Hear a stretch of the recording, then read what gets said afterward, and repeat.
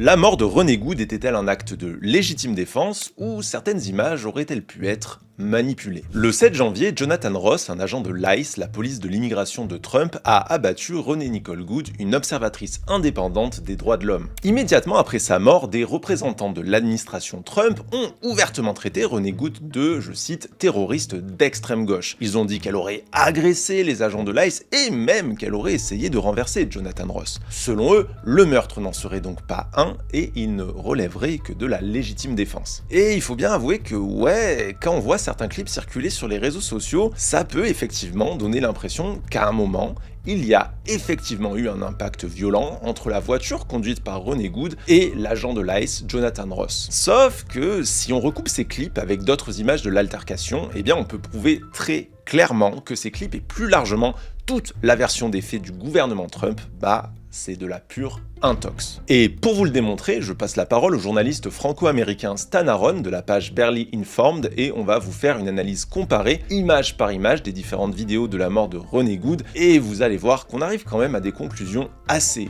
définitives sur ce qu'il s'est passé. Je précise, évidemment on ne vous montrera pas de sang ou rien de gore, mais ça reste quand même des images assez traumatisantes, donc s'il vous plaît, faites attention à vous. Merci Mathieu. Alors on va commencer par cet angle filmé de derrière par Caitlin Callenson qui est témoin de la scène. On y voit Renée Good faire signe à la première voiture de ICE de passer devant elle, ce qu'ils font. Elle fait ensuite signe à la deuxième voiture, mais au lieu de passer, ils s'arrêtent et deux agents de ICE en sortent. À ce moment-là, on entend Good dire calmement I'm pulling out, ce qui veut dire je vais avancer ou je m'engage. Mais les agents de ICE lui ordonnent de sortir de sa voiture et essayent d'ouvrir sa portière avant. Donc déjà, rien que ça, c'est très important, parce que ça contredit totalement la version des faits du gouvernement Trump, qui décrit une personne radicalisée et très agressive au moment de la confrontation. Le deuxième angle, il est filmé par Jonathan Ross lui-même, c'est l'agent de ICE qui a abattu Renée Good. Alors je vais tout d'abord vous faire remarquer que c'est filmé avec un smartphone qu'il tient à la main, c'est pas une bodycam, ce sera important plus tard. Dans sa vidéo, on y voit Renée Good lui dire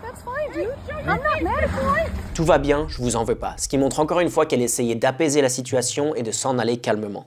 Et juste avant qu'il lui tire dessus, dans sa vidéo, on peut voir Good tourner le volant à droite pour passer à côté de lui. Et c'est aussi ce qu'on voit de derrière, les roues qui tournent à droite pour s'engager sur la route en passant entre les agents. À ce moment-là, on voit Jonathan Ross faire un pas de côté pour s'écarter de devant la voiture. Ici, c'est important de souligner que Jonathan Ross, dans son positionnement, il ne respecte pas les règles d'intervention de l'ICE. Selon le manuel d'entraînement du ministère de l'Intérieur des États-Unis, un agent des forces de l'ordre ne doit jamais se placer devant un véhicule, tout simplement pour éviter de se mettre en danger. Je précise aussi d'ailleurs qu'il ne doit en aucun cas tirer sur quelqu'un en train de s'en aller, à moins évidemment qu'il y ait un danger immédiat envers lui-même ou autrui. Ça nous amène au troisième angle. Celui-ci est filmé de plus loin et de profil, publié par la chaîne ABC5 qui supposément montrerait l'agent se faire percuter. C'est cette vidéo qu'on a le plus vu tourner sur les réseaux pour prouver soi-disant la légitime défense. Alors dans le jargon en anglais, on appelle ça une vidéo de qualité patate. C'est une vidéo de mauvaise qualité, c'est une soupe de pixels, on n'y voit presque que dalle. Mais malgré ça, on peut en tirer trois conclusions très importantes. Premièrement, si on synchronise cette vidéo avec les autres, on peut voir qu'au moment où la voiture démarre, Jonathan Ross s'est déjà écarté et qu'il n'est plus devant le capot.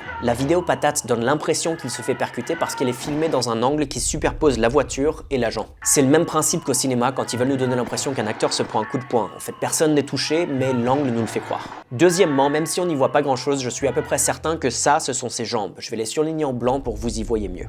Quand la voiture démarre, on le voit faire plusieurs pas de côté, mais il reste toujours sur ses deux jambes. Et ça contredit les gens qui disent que la vidéo montrerait une de ses jambes se faire percuter par le capot.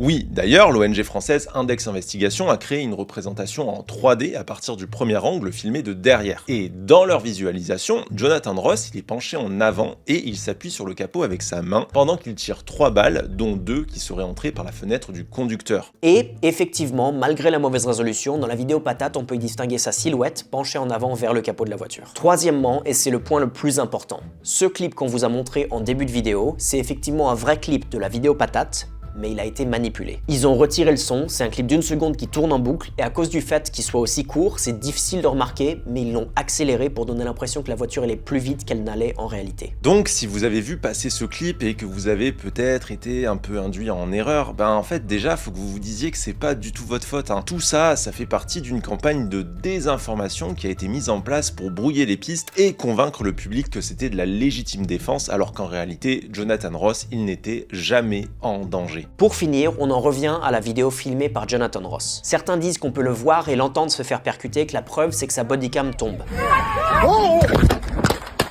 Mais souvenez-vous, c'est pas une bodycam, c'est un smartphone qu'il tient à la main.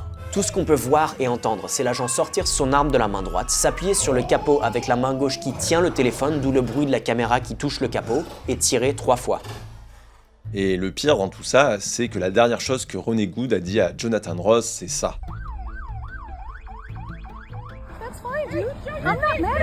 Alors que ça, c'est les premiers mots de Jonathan Ross juste après l'avoir abattu.